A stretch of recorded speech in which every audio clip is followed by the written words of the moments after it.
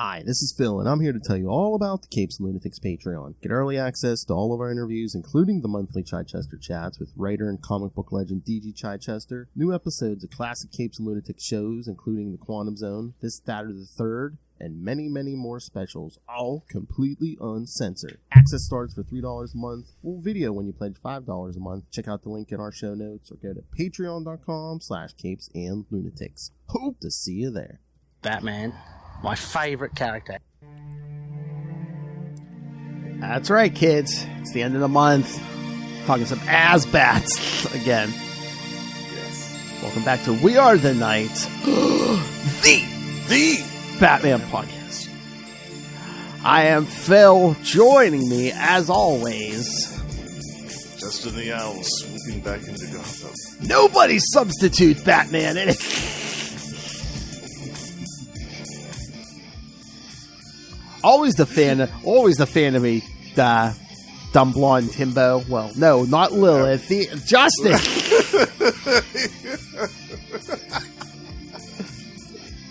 The other one. Oh yes, I love me a dumb blonde. Oh, she made her big move. I said there's certain young men south of the border who are in for a lot of trouble. So that's going to be a fun weekend. A weekend they'll never forget. she's down there for like a year. I mean, that's a weekend that's gonna last like a year. Anyway. Oh my God. Here next episode, kids. You'll hear a lot of this stuff. All right. All right. So this time, yes, we are covering, like we said, we're covering Batman. We're Detective Comics 670, but we also added at the last moment Batman Turning Points number 4. So, which I had never read. I actually didn't know about that miniseries.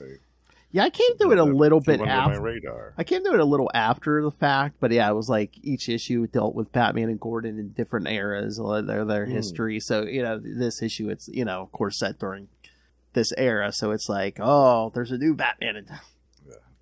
Something different is happening here. Yeah, I like that, though. It's a cool concept for a miniseries. I'm going to have to go back and read the other issues. Yeah, it's on the app, so. Yeah, it was good. I'm excited to talk about these. Yeah, because the first one is set in year 1, and then the last Year one 2, was like current, whatever the era that was. So. Yeah, what was that, 2001 or 2 or something? Something early? like that, yeah. Yeah. All right. Nice. So for once, we have our choice. We can start with either or. So I don't know which one you want to start with first. Let's start with Detective Comics first. Okay. Yeah. Yes. Yeah, I love this one. All right. So Detective Comics 670 from January 1994. Cold Cases. All right. Now, let me ask you, when you first saw that cover for Yes. the first time, did you think that was Mr. Freeze? I don't think so. I mean, I got this issue brand new. I thought this was somebody completely different. Yeah, it's that Kelly Jones art. It's a little, Yeah, definitely. because Is this another new villain or something? I know, and then look at the light on Asbats' collar there. I mean, it looks like it's a flamethrower almost. Look at that. Yeah, and the curled wingtips on the cloak. Yeah. Oh yeah, and the big bat ears, which he loves to get Batman. I'm like, yes. I'm like, Jean-Paul Valley never had those big ears.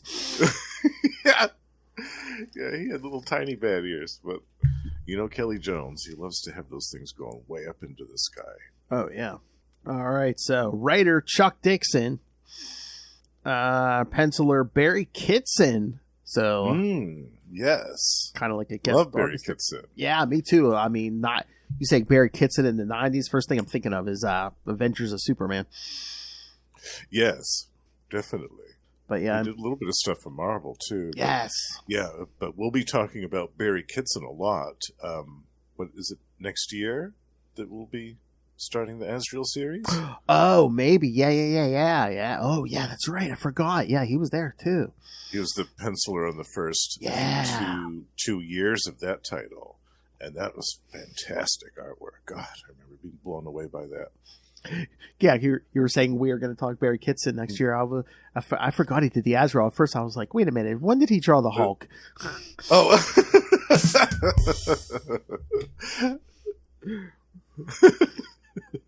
I'm like, you and I. So I thought you were talking about you and Russell for a second. I was like, I'm like, wait. Yeah. I'm like, well, I remember him being on the Hulk. Wild like an animal. Yeah. I don't know. He might have done a couple of Hulk issues too. See? Oh, that's true. No, I invented that, you dick.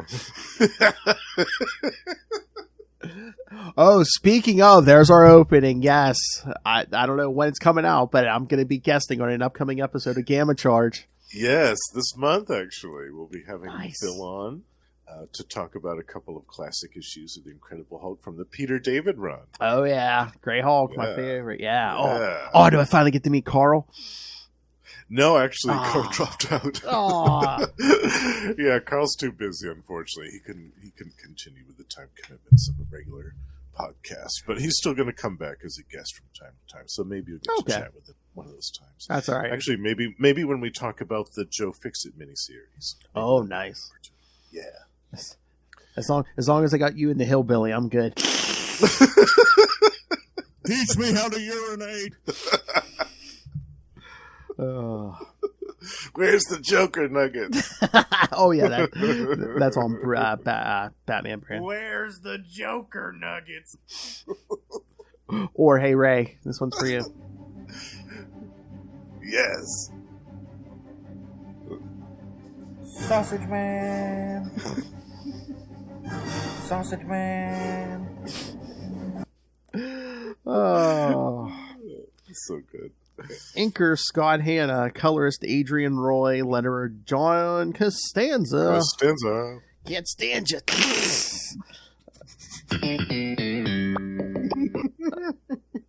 Editors Darren Vincenzo and Scott Peterson. Oh, before Lilith left the other weekend, I did give her the Kelly Puckett sign. Oh, nice, good. I was going to ask about that. I forgot to hold it up when I picked her up, but I was like, here, take this with you. I said, here, if you could fit this in that suitcase with all the stuff you bought this weekend, here, take it home. I love it. Yes, these are the Batman days before Kelly Puckett. Yeah. Yes. Or maybe. No, because I think I remember. I remember Kelly Puckett an editor or something. But I believe it was right after Knightquest. So I think it was like right on the other side of 0 hour. So. Oh, okay. She's like, oh, okay. Oh. Z word. Did it Z word? Oh, I told Lilith how another announcement, kids. Yes, we'll be covering the Bloodlines annual, Batman Bloodlines annuals. Well, 3 of the 4 because they cover Jean-Paul Valley's in them. So right. Yeah, because Lilith was talking about you doing the Lord's work again, and I'm like, because I forget what she was talking about another storyline. She's like, oh, Justin can do it. I'm like, man, you heap a little more work on his shoulders there. I'm like, you're gonna have to. I'm like, you're gonna have to arrange like a Rick Cosnett in a Speedo a visit. I will never turn that down. If you guys want to make that happen, I know it's gonna be turned. It's gonna be turned up, right? Yeah. Okay. But I'm like, you ask that man to do any more work, man. That's gonna be their price you're gonna have to pay. Well, the only 2 I won't cover is 0 Hour and Heroes Reborn, and you're already covering Heroes Reborn. Oh yes, right? Subscribe to the Patreon, kids. Yes, so me and myself and a very drunk Loaf Hellfire are gonna be doing Heroes. Yes. 4 months, kids. I got her. Each month we're gonna do a different series. Oh my god. Oh man. And she is not a fan of Captain America to begin with. Oh my god. Oh, now that's the Lord's work right there. Heroes Reborn. Yeah, even I won't touch that one with a 20-foot pole. Oh my god. Like Drunken Lilith Hellfire on Patreon. Where she could...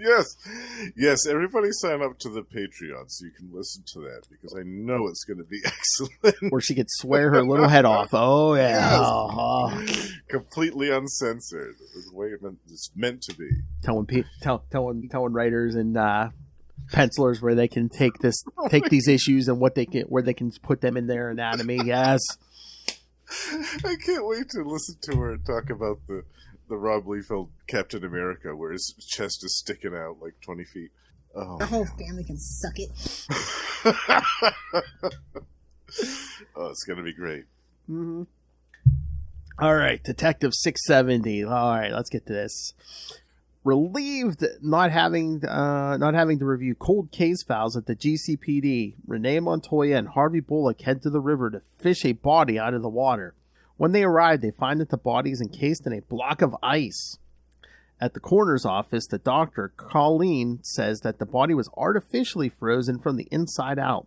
Bullock gets a call from Gordon to check on a lead for some Blackgate escapees, while Montoya stays at the coroner's office to get a positive identification on the stiff. Meanwhile, Batman takes care of a drug deal gone bad near the coroner's office. Oh, that is some great art, when he's like taking down when the guy's like trying to like hurdle the fence, and he like hits him with the grapple. You just see the guy's like, It's fantastic. Yeah, love the Spirit Kitson art. And I don't know if it's that armor or what, but I mean, he's dangling like a grown man off one arm, like it's nothing. Yeah, I love it. He makes it look like it's child's play. Either that or the system. Yeah, one of the two. Yep. Montoya okay, they didn't even mention this in the synopsis, but those first couple pages, when he's watching those people get like mugged on like it must be close to Christmas because it looks like Christmas, everything's decorated. Yeah. They're getting presents, they get mugged. He's like, it's a small crime, not worth my trouble and stuff. It's like, this is when you're starting to be like, okay, the wheels are starting to come off. Yeah, now we see the inherent difference is quite apparent here. Yeah, he's just watching it. Yeah. Mm-hmm. Yeah, he even says that the shoppers are the ones that are foolish for being out in the first place, which, I mean, he's kind of not wrong. Well, it's Gotham, yeah. It's Gotham, right? Gotham after dark, yeah. You kind of have to expect you. Yeah, but still, it's Batman. Gotham is that's what he's there for. Yes, Gotham is an evil place, kids. Scream it! I just heard the greatest drop of all time. Who said it? I did.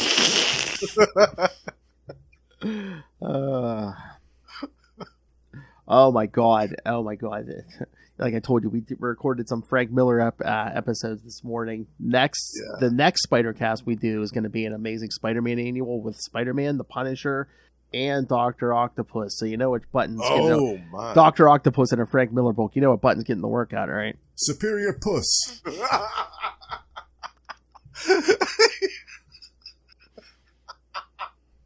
That's the cool nick. Absolutely. That's the nickname the cool kids call Superior Spider-Man kids.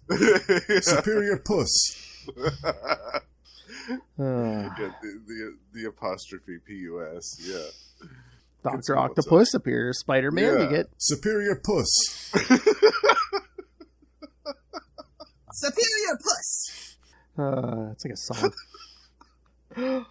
Montoya goes to get a cup of coffee when the body thaws out. She returns to the room to see the body missing in an armored suit. Knowing who she might be dealing with, she goes to check with the coroner if the body was moved. Suddenly, the lights go out. In the dark, Montoya shoots a couple shots at something moving near the end of the hall. Gunshots that Batman hears after apprehending the criminals. Batman goes to the coroner's office and meets Montoya. Literally. The duo follow a trail of wet footprints to find a thawed-out Mr. Freeze, confused at the Batman's appearance and how long has he been incapacitated. I love that. He comes out, he sees that armored Batman. How long have I been frozen? Thinks he's like 50 years in the future, like Batman Beyond or something. He's like, where am I? Cyborg now. Yeah, exactly. He's more machine than man, twisted and evil. Meanwhile, it's like it's been a year or two. Real time. Yeah. Batman viciously puts a hurting to Freeze, but Montoya stops him from doing a lot more damage. After leaving the office, Batman's confusion about who Freeze is leads Montoya to think that someone else is wearing the cape and cowl. Yeah, could it be? And like Montoya comments, she's like, he didn't even know it was the dead of winter. He could have just walked out of the coroner's office. Yeah, just waltzes right out. I know. Because he's like, thinks I'm cool. That's so weird. I mean, again, it's the 90s. The 90s have an influence on everyone, but I'm like, was Mr. Freeze ever this bloodthirsty? Because it seemed like he was just gonna like go all slasher on everybody. Yeah, he had that. It was like a surgical blade. Yeah. From the coroner's office. He was going to use that to slice his way out of there. Yeah, he woke up angry. Well, yeah. Well, you know how he ends up in the river, right? I was trying to remember how that. Robin 2, the Joker's the Joker like. Oh, that's right. Yeah, because it looks like he like kills Mr. Freeze and he tells his boys to just dump him in the river. That's right. Okay, yeah. Yep. Also written by Chuck Dixon. That's right. Yeah. And like you said, it was a year before this. Yeah, something not that. Yeah, it wasn't that long. So. Yeah, so maybe that changed him. Maybe it made him a little bit more murderous than he already was. Well, experience. One, he almost got killed by the Joker, and two, I mean, he was frozen in a block of ice, but he was bobbing in that Gotham River for a while. I mean, that thing is just cauldron of chemicals.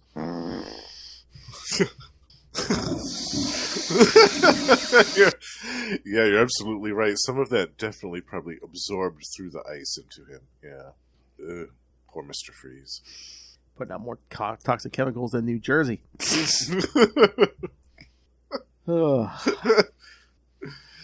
But no, this is great though. Oh yeah, I've enjoyed this every time I've read it. You know, just nice one and done. It's like we're bringing Mr. Freeze back. So I thought I read somewhere where they're just like, you know, Freeze hadn't been that popular, but then after the Batman the Animated Series episode, like his popularity went back up. Yeah, definitely, I can see that being the case. And this was right around the time when that episode aired, right? Maybe. I mean, well, this was 92. Did I say 90? I mean, that Freeze. This says 94. I mean. Oh, okay. So it might have been a year. Or well, January 94 was the cover date, so it probably came out early 90 or late 93. Yeah. So, I mean yeah. But again, they probably saw there might have been a couple Mr. Freeze episodes up, but they probably saw the popularity. Mm-hmm. Yeah, and it had been long enough since he appeared. See, that's what I think they should do more with characters like the Joker. Like, have them be gone for a year or so. Oh, yeah. So that people can be like, oh, man, I missed the Joker. You know, it's been a while since we've seen that laughing bastard. Where is he? What's he up to? And then you can have him just appear out of the blue, like Mr. Freeze did in this, like, one and done issue. And it's great because it comes out of left field. It's a nice little surprise. And it makes you miss the character. It makes it mean more when they're around. The stories are more impactful. Well, yeah, that's an idea Lilith and I had where it's like, you know, do a story where some new up-and-comer, like, appears to kill the Joker. You know he's always going to come back. But, you know, maybe, like, keep him away for a year and a half, and then it's like, yeah, have him come back in guns a-blazing. But, yeah. Yeah, I was thought, like, some hotshot on the Gotham police force whose parents were secretly murdered by the Joker, and he kept it a secret all the time just so he could get close enough to the Joker to blow his brains out or something.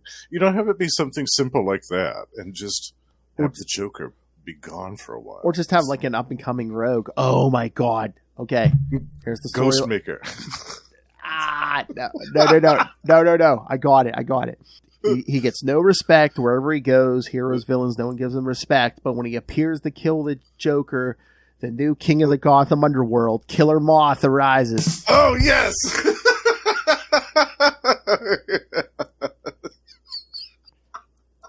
Yes! That's right, boy. I put the Killer Moth. Yes! I love that idea, Phil. That needs to happen. Let's phone that into DC and see if they can make that happen. Yes. I love it. The new king of Gotham's underworld, Killer Moth. The way it was meant to be. Told you I was a killer. That's right. Don't mess with the moth. But yeah, there's some great art in this. Oh, Barry Kitson, yeah. Like there's that one panel where his face is all concealed in shadow as he's kind of coming down from the sky with the moon behind him, and there's some great like shadows and stuff. It's just gorgeous.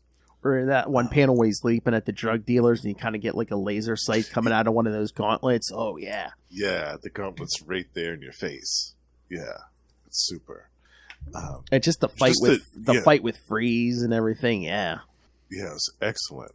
Really, really well done. I kind of wish Barry Kitson had done more detective comics now. Yeah, something with Batman. Yeah. Hmm. I don't know. Barry Kitson's good art. I mean, it almost seems like a not. I mean, I love this guy's art too, but it almost seems like a cleaner version of McFarlane almost.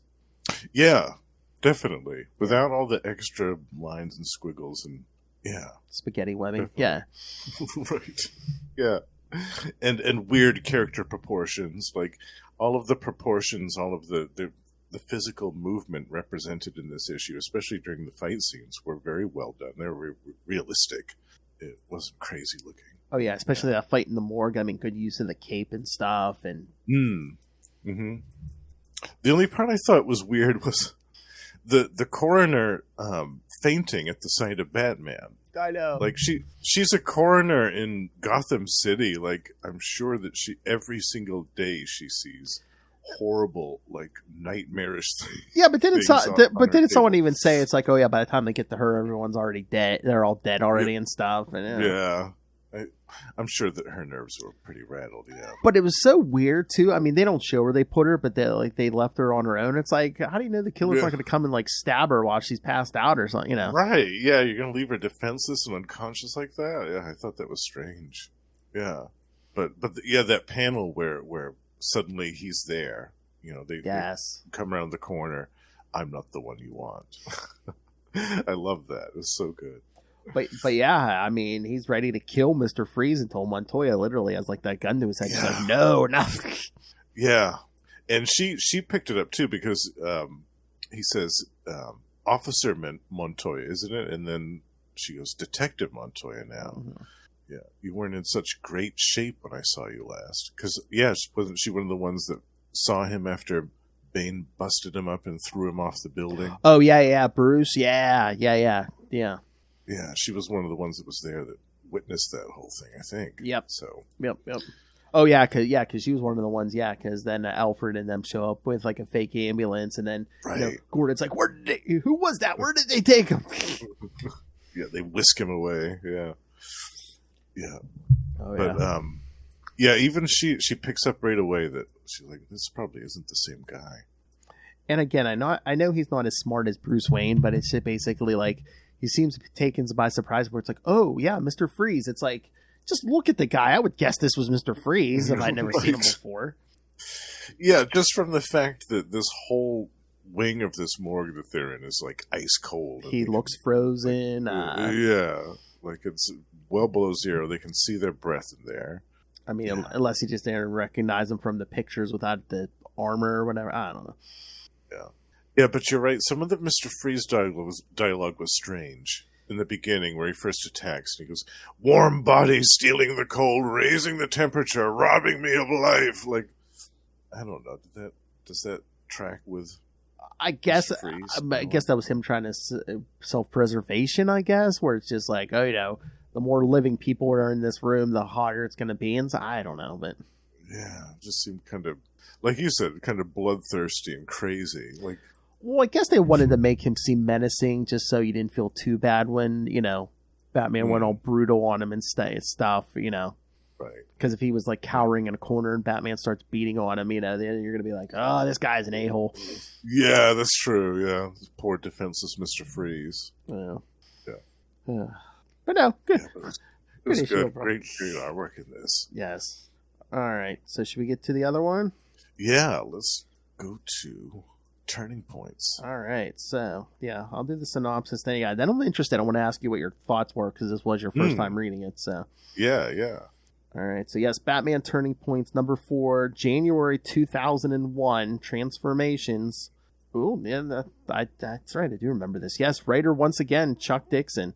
Mm-hmm. Penciler and inker, Brent Anderson. Colorist John Cleese. Letterer Willie Schubert. And editors Matt Idelson and Michael Wright. All is not well. Batman is behaving differently to how he has always behaved because he is actually Jean-Paul Valley.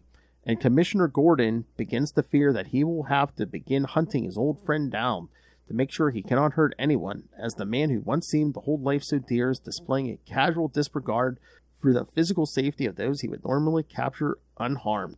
Bane claims that this is not the Batman Gordon knows, which is indeed the case, but Robin is not forthcoming when Gordon speaks to him. It appears that Gotham City's greatest protector may have become one of its monsters, and Gordon does not know what to do about it. Oh, here we go. In the I guess this says this issue fits between Showcase 93 number 10 and Batman 501. So, right, yes, because it was still using the Batman suit in the beginning of this issue. Yes. When they're talking with the gang member that survived the encounter. He talks about how he had the Batman suit, but he had those claws. Oh yeah, the Ezreal claws. He's a monster. He had claws, man. I know. It's with Gordon, it's always like, you always hear these stories, but sometimes, this time it seems, worse. Yeah. Different somehow. There you go. Just wanted to open the issue here. All right. Oh yeah, just those first couple pages. Yeah, just Jean Paul's in the regular bat suit, just with the giant claws and stuff. Yeah, and it looks so funny too with the regular bat suit with those big clunky claws. I know. Looks so funny. But then, I love this. Yeah, but you could tell, they're amping him up already because one of the gunmen takes a hostage. He's like, "I'll kill her," and he grabs one of his buddies. He's like, "Go ahead, I'll carve your buddy's eyes out." Yeah.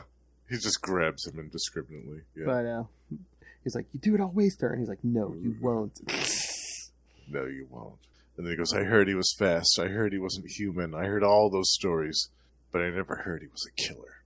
I know, because we don't even see the end of this scene, because last thing we see in this flashback is he fires that grapple right at the guy's chest. Yeah. Hits him point blank in the chest. Who knows what that could have done? He wasn't bluffing. He was going to turn Benny's face into a salad bowl. I love it. Yeah, because he's being interrogated by Bullock and Montoya. It's that bad. That guy's a stone psycho. I love the scene with Gordon and Robin on the rooftop. Oh yeah, because Gordon has the signal up, and what did he say? It's been a couple for nights. Days. Yeah, he's like, he's like, he's not answering.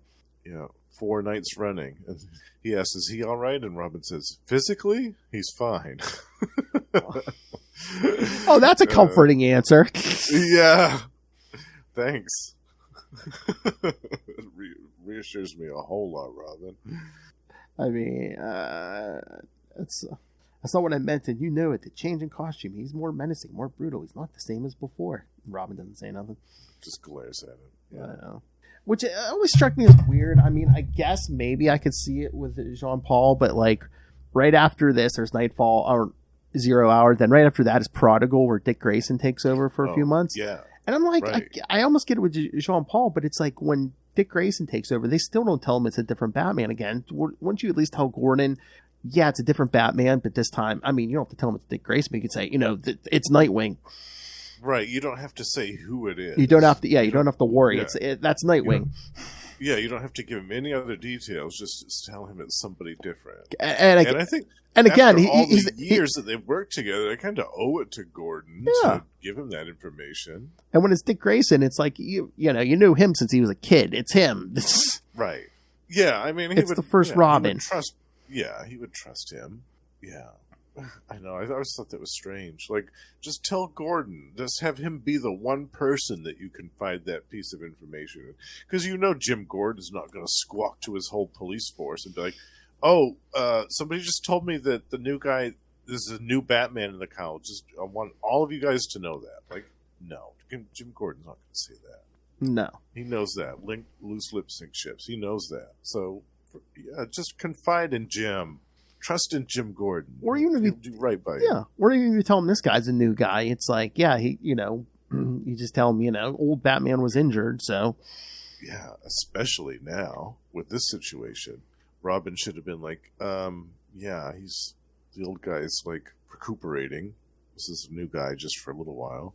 That's all he could have said to Gordon. And that could have alleviated all this anxiety that Jim was feeling, this whole issue.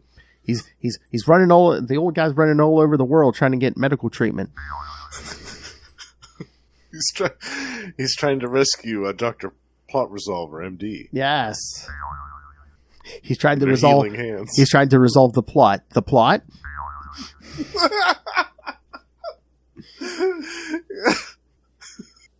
She's paying off those student loans from the Wayne Foundation grant. Okay, Lilith. She said that when we did early Nightfall. That's what she said. She's trying to pay off those Wayne medical loans. Oh. Again, you two. It's scary how similar you two are. Your mother's a whore!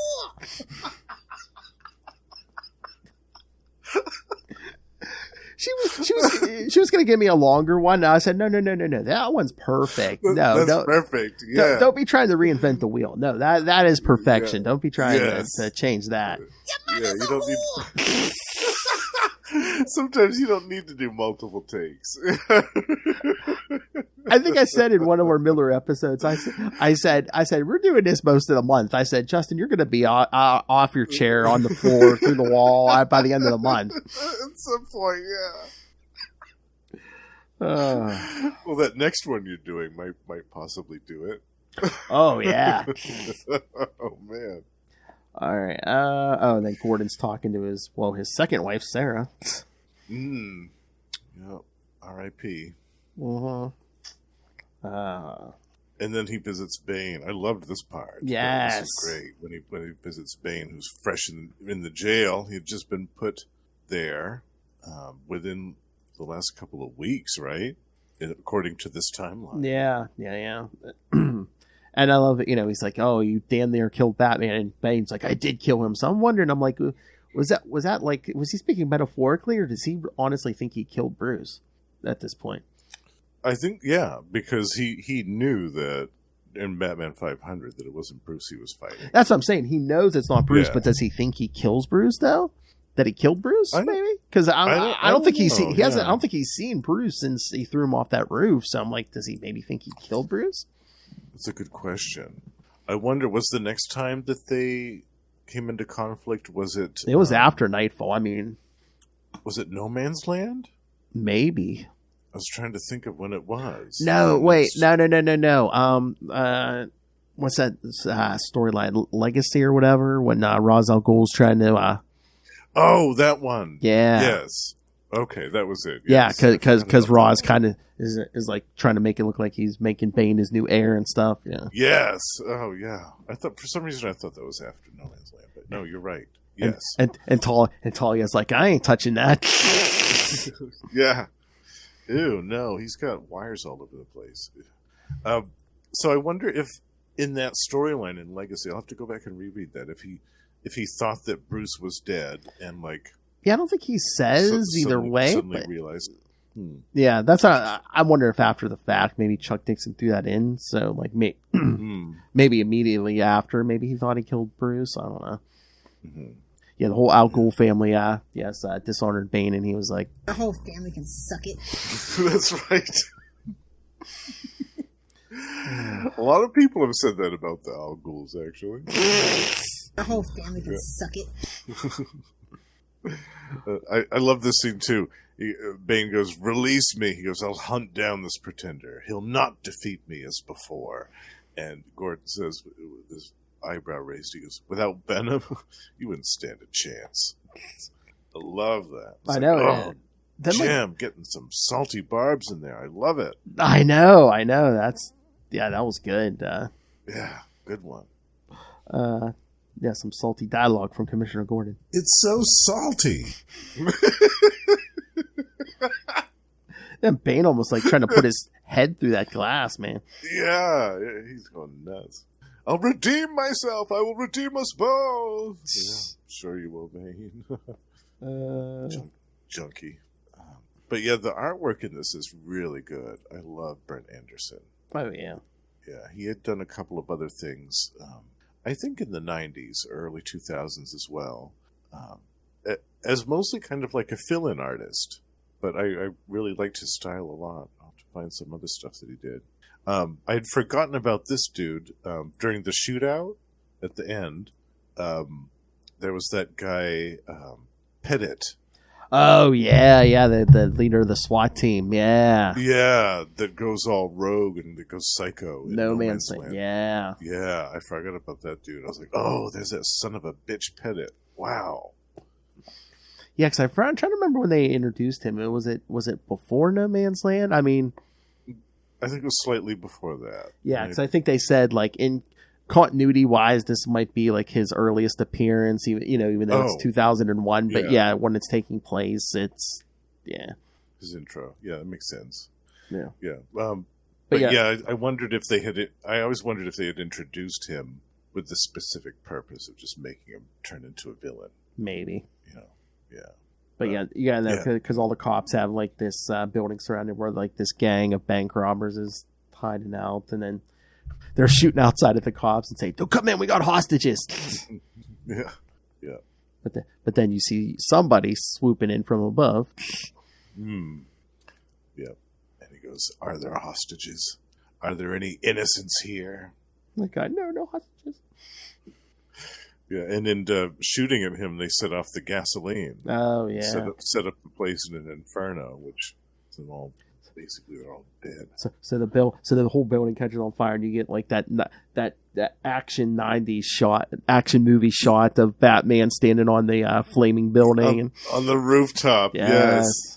That was my favorite from the whole issue. Actually, I love that panel. It is. It's totally 90s action movie.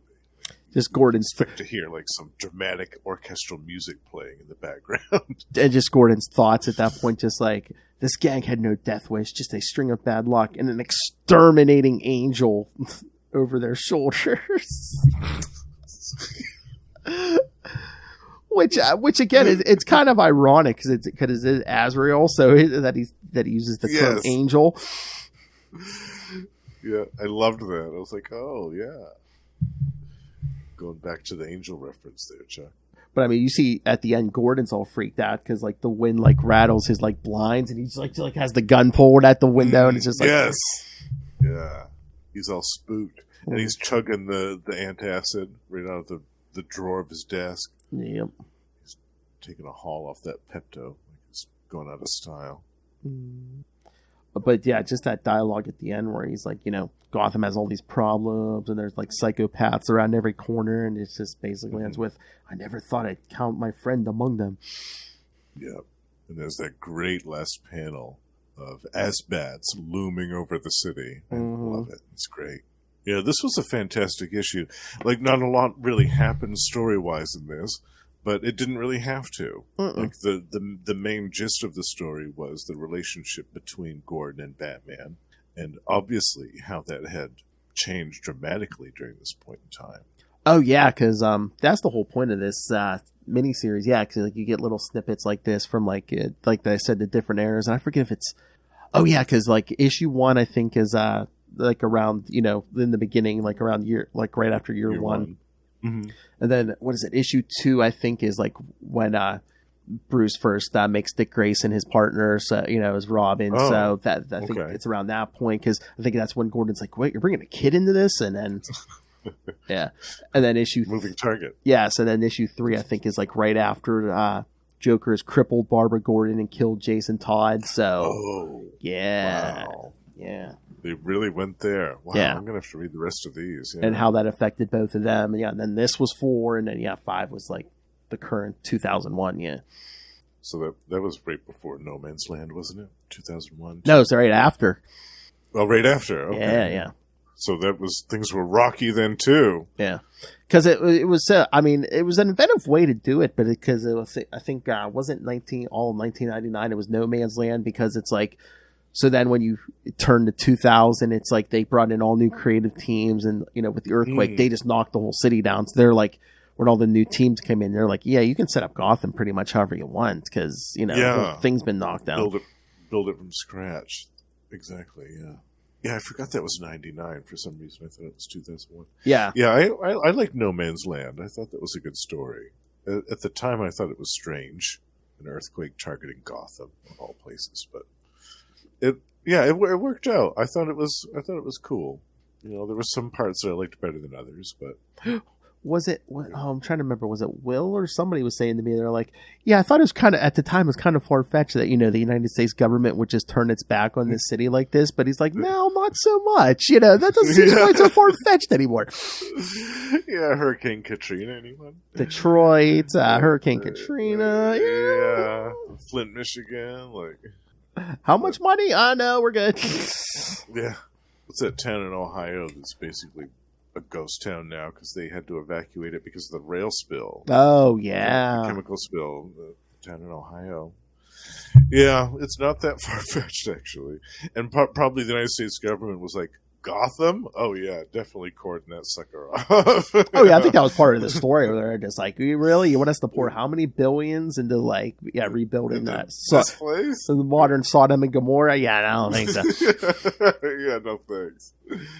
We're in a deficit, suckers. You're not getting a penny of this. And then the weirdest part, though, is just like when they're like, oh, yeah, we're going to cut you off at a certain point, and it's like no one's allowed in and out. So, yeah, you want to stay in there and die? Yeah, go ahead. Yeah, have fun with that. Yeah, no, this issue of Turning Points was good. I really enjoyed this. Yeah, I enjoyed the script. Yeah, I would read all 5 because it's definitely. I'm going to go back and read the rest of these. Is it the same? Is it the same creative team for all? I'm trying to remember. It might be. I was trying to remember if this was different creative teams or not. No, you know what? No, I don't think it is. Yeah, because 5 is a different artist. So. Oh, okay. Different artist. Yeah. Again, it's been a while since I read these, but yeah, I was going to say I'm pretty sure. Yeah, I'm definitely gonna have to check the rest of these out though. Oh yeah. Because Brubaker. Yeah, because Greg Rucka wrote the last one, so yeah. Paul Pope. Yeah. Ed Brubaker did a couple of these though. That's fantastic. Yeah. I'm excited. I'm excited to check this out. And it does kind of bookend too, because in issue 5 they're kind of like call back to something or saying someone from issue 1, so it's kind of it's like okay. Oh, remember this character from years ago? Yeah. Okay. Yeah. Oh, look at that cover number 3 with Barbara. Yeah. And Jason. Damn. Wow. Yeah. That's a Joe Kubert cover. Wow. That's fantastic. Yeah, because I'm trying to remember how long after the fact I came across this miniseries. I don't think it was too long after it originally came out, but I was like, oh yeah, I'm going to give this a little, look to, It seemed interesting. It's like just the different points.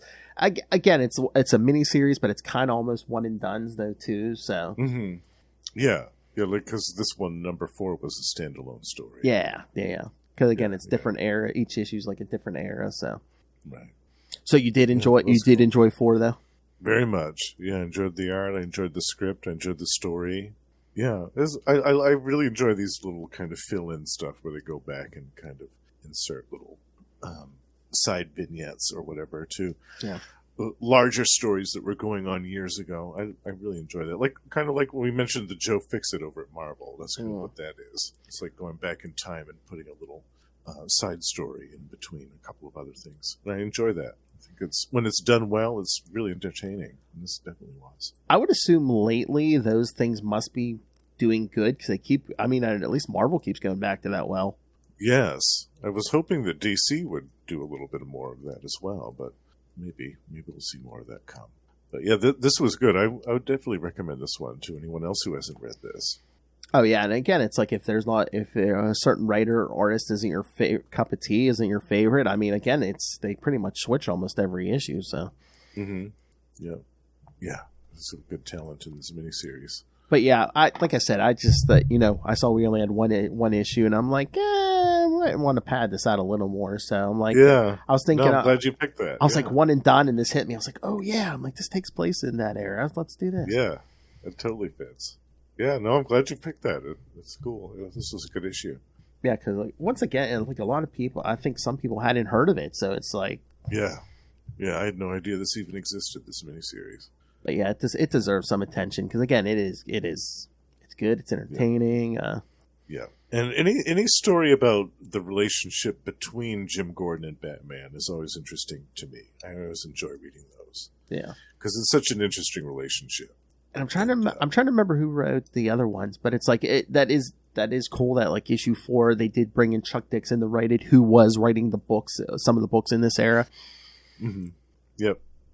And I think, was it Ed Brubaker was writing some Batman too. Yes. Point, wasn't Yeah, I think, during this era, that 2001 era or whatever, yeah. Mm-hmm. Yeah. I like that too, yeah. It's cool when they do that. All right. I'm glad we're covering the Bloodlines annuals too, even though those get a lot of stick. I think some of those are really fun though. Those are entertaining annuals.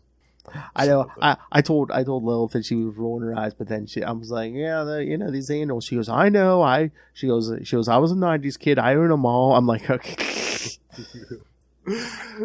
Some of them were good, and I legitimately liked some of the characters. Like there was one in Justice League International, I think, was Lionheart, the British hero. I was like, oh, I love it. This is a British hero. Yeah, the ones that stand out to me were like all the Batman ones and like the Superman ones. Loose Cannon, Superman. Yes. Was the DC's Hulk. Yeah. So many good ones. What was it? Was it Argent in the Flash? Argent. Yeah. Because Mark Waid tried to work him in at least a couple times after that. Yeah, I think he had a miniseries, didn't he? I think so. Yeah. Argus. I can't remember, but yeah, he might have got a miniseries or a one shot. But yeah, I know Mark Waid tried to squeeze him into a few issues of Flash too. Mm-hmm. And then there was Anima. Anima had her own series for a while. Mm-hmm. It lasted a couple of years. She was in the Teen Titans or New Titans annual. Oh yeah. Yeah, but for Jean-Paul, there was a Geist, I think, was one of the ones for him. Oh yeah, the Invisible Man. Yeah, the Invisible Man. I liked him a lot. And then there was Joe Public, right? That was the one. That was the one annual with Bruce in it. Yeah. Oh, that was the one with Bruce. Yeah, okay. yeah. Joe Public there. The one. I think the first one Jean-Paul had the dude who grew like the armor and had like the guns and stuff. Oh yes, was it Ballistic? Yes. Yeah, that one was. I think that was a Doug Mensch one, wasn't it? Yeah. And then the Legends of the Dark Knight one was weird because it was like wasn't it like two brothers and one was like a priest or something? And oh yes, Cardinal Sin. Yes. And, I forget who the other one was, but I remember Cardinal Sin. Yeah. Oh God, I haven't read that one in a long time. In 2 months we're gonna get to the Detective Comics one and the Legends of the Dark Knight one, along with Batman. Shadow of the Bat 24, but I'm saving the Ballistic one for when Ballistic reappears in Batman 506 and 507. That's right, because he does come back. Yeah, later. So I figured we'll do that annual with those issues. So it's like, yeah, no, that's a great idea. We'll have a little feature on Ballistic. Yes. Yeah, because he was a cop, I think, wasn't he? He was a cop in Gotham PD, and then one of those things got him. Yeah, that was a good one. Damn parasites. They wanted that spinal fluid, and they wanted it bad. Oh my!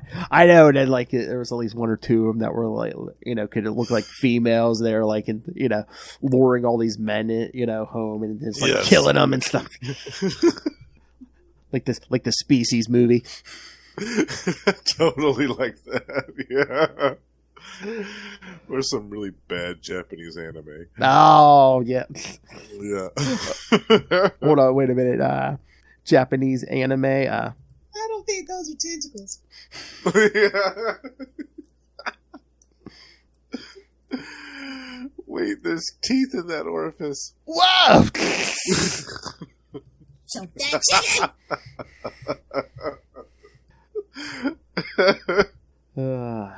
I don't do Twinkies or toaster strudels, so. Or alien parasites. Lubricated eels are the best. Is that a sentient tongue? Is that a sentient tongue? I don't know. I think we lost kind of some of the magic, me and her, because when she was here, she was able to see me actually moving around the soundboard and hitting the button. Oh yeah, I watched that episode. Yeah, she was like, "Oh, I see how the sausage is made, Phil, and I'm not liking it." She says, I was like, see, Lilith page 2 right here. It's so salty. Page 2. I love it. She has That's the best. almost 2 full pages. Yes. With more to come. That's right. Power of the penis.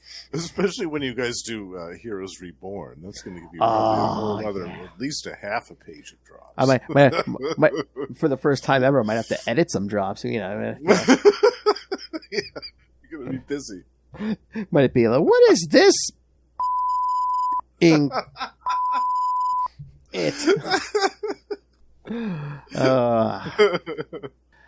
All right. Anything else, Justin? No, I think we covered pretty much everything. Yes. How long had it been since you'd read these? I'm trying to remember. It's been maybe a few years. I mean, I read Nightfall every couple years, so I mean, it's. Yeah, I went back and read Nightfall and Knightquest not too long ago. Oh man, I used to, before I started podcasting, I would just go on long reading runs. I'd be like, what do I want to read for a while? Oh, Batman. I would just pick it up at a certain point and just read straight through for, for however many years and just. Yeah, I did that too. Long binges where I'd read a whole series of something or a whole crossover like Nightfall or Reign of the Superman. I did a couple read-throughs of that a couple times. Yeah. Going back on the 90s nostalgia wagon, man. It feels good sometimes. Heck yeah. Sometimes. Like this, yes.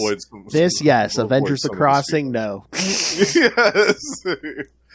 Yes, folks, if you really want to hear about possibly the worst Avengers story ever, check us out on Marvel Tales. For the whole month of April, we pretty much devoted the whole month to The Crossing. Terrible Avengers story. If you want to punish your ear holes, yes, go listen to. But it was still fun. I don't know. I think we make it somewhat entertaining, ripping on it. Oh, absolutely. Yes, it was still fun to cover that. Yeah. I mean, basically, we had a lot of good laughs. By the time we got to issue 2, I mean, Justin was just like, "Well, that escalated quickly." All the women throwing themselves in front of deadly blasts in every issue and screaming no. Tony Stark just becoming the Marvel's worst serial killer. Well, that escalated quickly. Oh, I guess they're going to reveal it at the end of the first issue. Okay. No mystery at all. All right. Hey, nice shiny foil cover on your. Hey, look, one of the founding Avengers is a murderer. Yeah, the guy that you've loved for 30 years is a murderer. What do you think about that? You loved this character for 30 years. Well, here's what we think of him. Yeah, he's a villain now. What do you think of that? Yeah, go check that out on Marvel Tales. It's very entertaining. We definitely had lots of laughs over The Crossing. Exactly. All right, but here next month, you remember where we're going next month, Justin? Oh yes, that Catwoman crossover. Yes, from Batman. See, I thought that was this month. I had the months mixed up. Yeah, next month, Batman 503 and 504, and Catwoman 6 and 7. Yes. Oh man, I think that's my favorite out of the Knightquest Batman issues.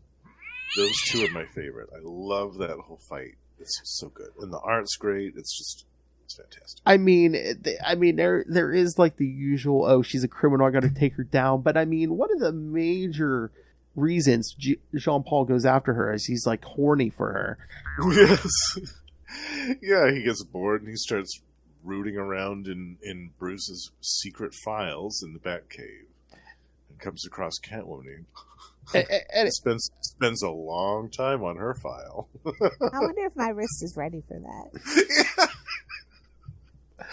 Yeah. Jean-Paul, make sure you take those gloves off first. Oh! Oh, ow. Even the system can't prepare you Ow. for that. Are you ready for your second circumcision, kid? Right. Oh, God. This is the kind of thing that just Tickles my balls. Thank you, Negan. Oh. I mean, we'll get to it next month, but I mean, he's basically just like, why didn't Bruce Wayne ever take her down? It's because he just stared at the shape of her back every time, and it's just like, oh god. Because that curve, that slender curves of her feminine wiles. Although it was Jim Ballin Catwoman era, so I mean, that's true. Forget her back. I mean, she had those basketballs on her chest. Yeah, stalking precariously around all these giant, highly elevated rooftops in Gotham with all this top hippie, all this weight throwing off her balance. This agile cat burglar with like an H cup, yeah. Yeah, that will fit right in a ventilation shaft. Yeah, squeeze these suckers right through this ventilation shaft. And who's Batman this week? These will fit through the window. And who's Batman this week? Horny college student. Yes. Yes. Yeah. Virgin Jean Paul. Oh, that's right. Oh. Yeah. Going up against Jim Ballin Catwoman. Yikes. I'm locked and loaded. I'm locked and loaded for next month. Yeah. I think there was one line where he says, "You're the night herself and the devil for making me want you." And he grabs her by the shoulders like, "Oh, Jean Paul, jeez. Take a cold shower." The best dialogue only porn can buy. That's right. Oh, that's your assignment. When you read this for next month, make a note of special, some of the best dialogue. Oh yes, absolutely. We'll be going over all the choice nuggets, and there are several. Where's the Catwoman nuggets? Where's the Catwoman chunks? Yeah, I'm excited. It's gonna be great. Oh yeah.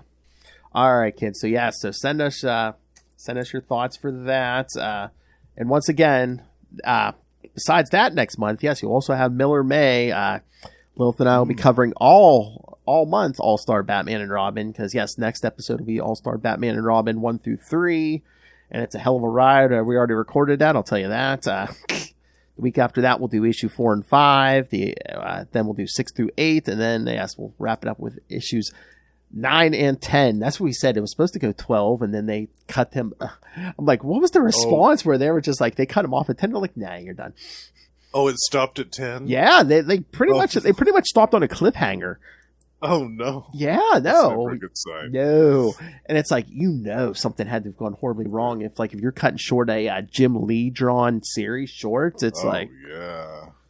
You know that there were some emails sent out that started with the sentence, "I hope this email finds you well."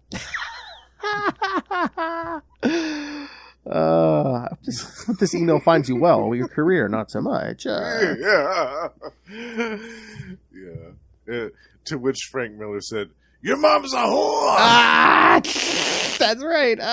Hold on. That was his response to that. You gonna fire me? Your mother's a whore. Your mother's a whore. All right. Yeah, I still have it. I was gonna say because if you're cutting short a Jim Lee drawn series with Batman and Black Canary and and Vicky Vale, her on Vicky Vale's butt. Yeah. Oh my word. Yeah. Wow. That's what I said. Those things are see through. I mean, jeez. They were like the 90s again. That was the pure Frank Miller sex and violence, baby. I mean, come on. Yeah, absolutely. I'm surprised she even had panties on in the first place. Well, that's what we were saying. Shadows there. Well, that's what me and Lil say next episode, where it's just like maybe that was Jim Lee's influence, because we were saying if Frank Miller had been drawing his own work, she probably would have been in a thong or something. Totally. or naked. It was just be some shadows that covered up the naughty bits. Yes, and I will spoil one of my joke kids. I said, yes, Frank Miller had drawn this. Not only we should be wearing a thong, but we would have been introduced to Vicky's pet camel and his toe.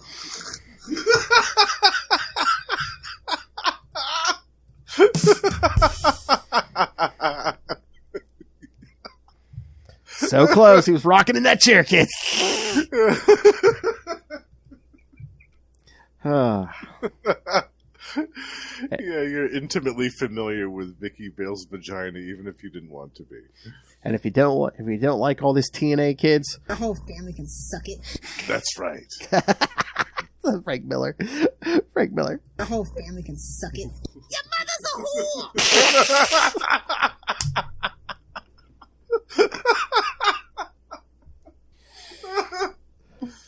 Mother's a whore! Lilith is the best in the business, even when she's not here. Yes, absolutely. Your mother's a whore! She's the best. It's all rape and murder, I'll tell you that. All right, so yes, send your thoughts for All-Star Batman and Robin and that Catwoman crossover, all of it. CapesandLunatics@gmail.com or call the voicemail 614-382-2737. That's 614-38-CAPES. And of course, you can find all things Capes and Lunatics, episodes, social media, merchandise, and the Patreon. Because once again, join the Patreon Elite with our friend Justin here. That's right. Join me in the Elite. You get all the perks and all the good stuff every month. So, yes, find it all at tubespace.io/Capes and Lunatics Podcast Networks, tubespace.io/Capes and Lunatics Podcast Network. It's down there in the show notes. All right, Justin, as we said, you're here once a month. You join me on Marvel Tales every week over on Capes and Lunatics, but... And we mentioned Gamma Charge. Where can people find Gamma Charge? Gamma Charge, the strongest podcast there is, available on all podcast networks, which I co-host with my good pal Russell. We talk about the Hulk twice a month. And in addition to that, we also co-host with our good pal Ray the show Predator and Prey, a Yahucha podcast in which we talk about everything to do with the Predator in comics, films, action figures, video games, and more. And my solo quote-unquote podcast, The Lost Library of Legends, is coming within the next month. I know I've been saying that for the last year, but it's almost done. Oh, you've been working on it. Yeah. Yes, I have. Oh, nice. Yeah. Yeah, let's get that out there. Yes. Yeah. All right. Finally. Long awaited. Just, you're so good. I want to hear this. I want to hear it. Oh, thank you. All right. It's coming. That's what she said. All right, kids. Well, thanks for joining us.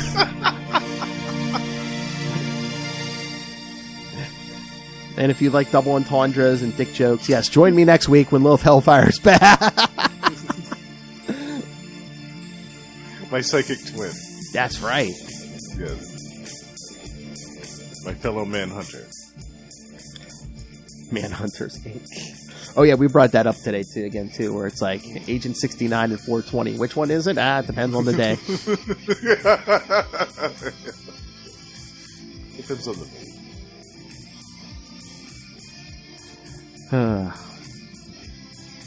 So yeah, May is going to be ridiculous, kids. All-Star Batman and Robin, and then we end it with that Catwoman crossover. Yes. Oh man, it's going to be quite the It's not going to be a good month to be a woman in these comics, all right. Thank you for joining us. Join us same bat time. Same bat channel. Where are the nights? The Batman Podcast. The Southern Hemisphere's favorite Batman podcast. Good night.